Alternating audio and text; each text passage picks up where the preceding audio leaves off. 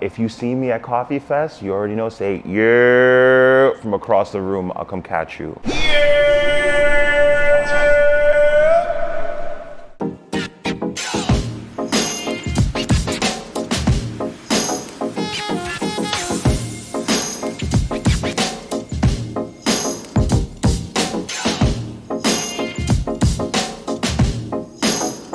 Say whatever I want. Cool. Yo, what's up? I'm Donald Perdomo, aka the BareFoot Barista, and this is Behind the Cup. I have been in coffee for a little over a decade, thinking back to 2003, where I started my first job at a mom and pop cafe. As far as impacting my life, it has been a really cool journey because when I started in coffee in 2003, I didn't like coffee. I thought coffee was gross. I thought it was the thing that people just drank to get you going. But literally as soon as I started working at a specialty coffee shop, it bing! And immediately started falling in love with the process, with technology and what it was doing with coffee. Exploring different coffees where I've met a million beautiful people. That it has just changed the trajectory of wanting to do anything else but coffee. Ooh, this is hard. Okay, my favorite drink to order. My favorite drink to order is almost always a pour over if the coffee shop offers. So if you can get to a spot that has a slow coffee menu, that is my go-to always. If not, then a mocha, my little guilty pleasure. And then as far as drip versus espresso, those are situational. Espresso comes with dialing in, and I feel like because you can have yourself an 8-ounce, 12-ounce drip, it's something that can last pretty long. Different flavors coming out. So drip, always drip.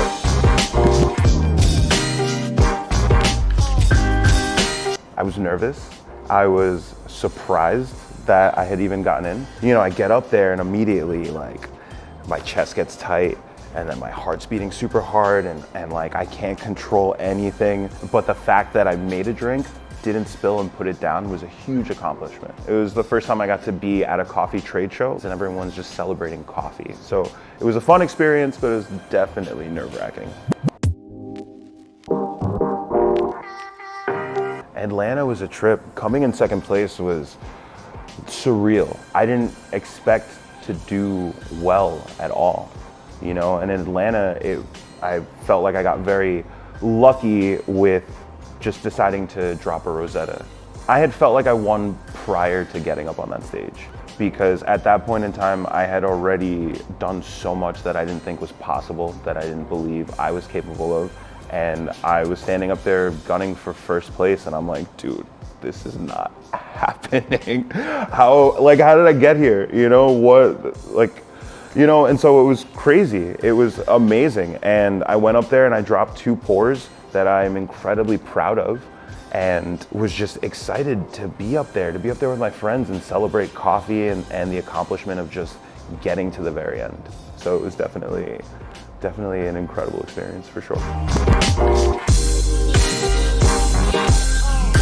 So my favorite latte art design, I think, is what I've been pushing for at Coffee Fest, which is a wing 3. There's a lot of Japanese style fine line wings, and I think that when they come together, they just sit so beautifully in a cup. When I see it, I am like, oh God, that is so gorgeous. It's so tight. It's so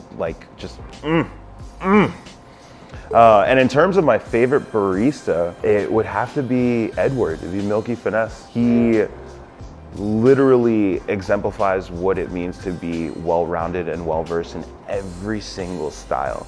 His consistency is incredible. His flow is beautiful. His understanding of how to just manipulate milk in all situations, I think, is what I strive to be.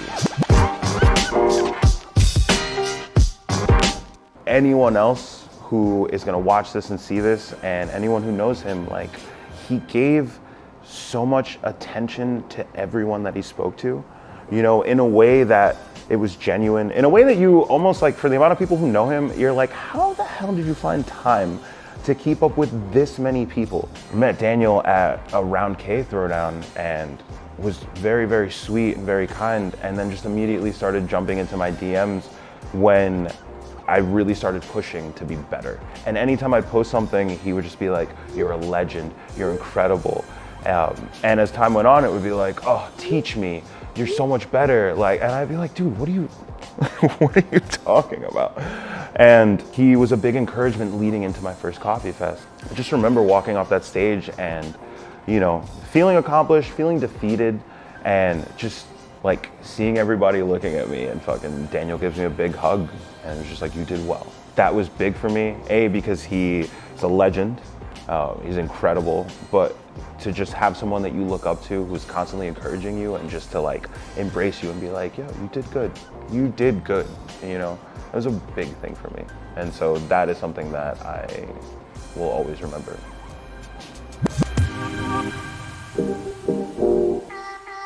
Looking back, if I could talk to 19-year-old me, 20-year-old me, and like starting in specialty coffee, there are like a few things. Number one, don't sit so high on this pedestal. We were all very proud of the knowledge that we took in. We were very headstrong about being like, don't put half and half in your coffee. Oh, this $8 pour over that I just gave you, you want 2 pumps of simple syrup? Back up and realize what coffee is for so many different people. It's about personal enjoyment. Coffee is about personal enjoyment. It is so important to not, you know, bring people down for wanting to put a little half and half in their coffee, you know, especially if it's what gets them going. Definitely that, and that also coffee is very big.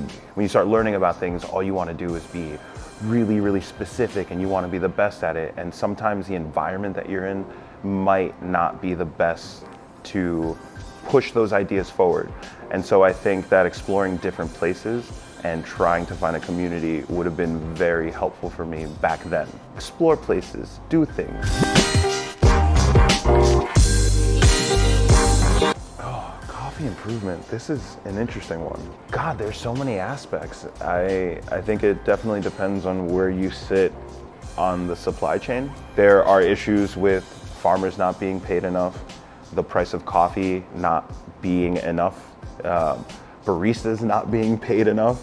And these are all financial issues, and this is just one aspect of coffee. I mean, like, for me, I think the pay versus the expectation and reinforcing the knowledge for what's expected. So I think that if more knowledge was pushed onto baristas and coffee people in a positive way, you could expect more from people and pay them more, you know, because at the end of the day, we are professionals, and a lot of people in this industry work very hard to educate themselves to be consistently putting out a good product, whether you're the roaster, the barista, the front of house, the packer, or the person who's picking the coffee in the field. I definitely would like to see people being comfortable paying more for a cup of coffee and seeing more of my peers being paid better for the work that they put out.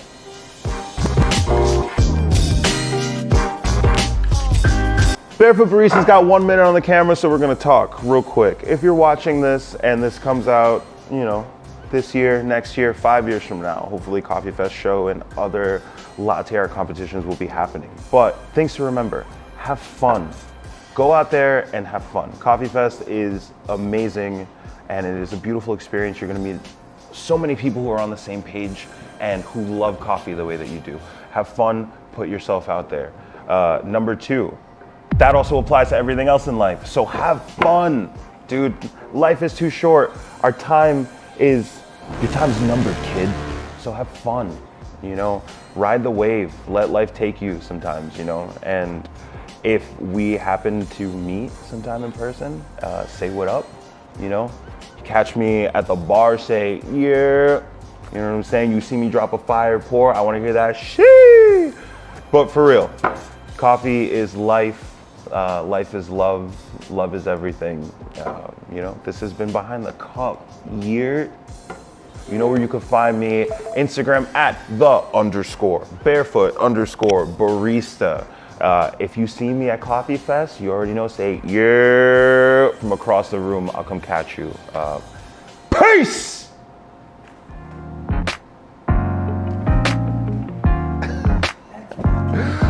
Let's fucking go!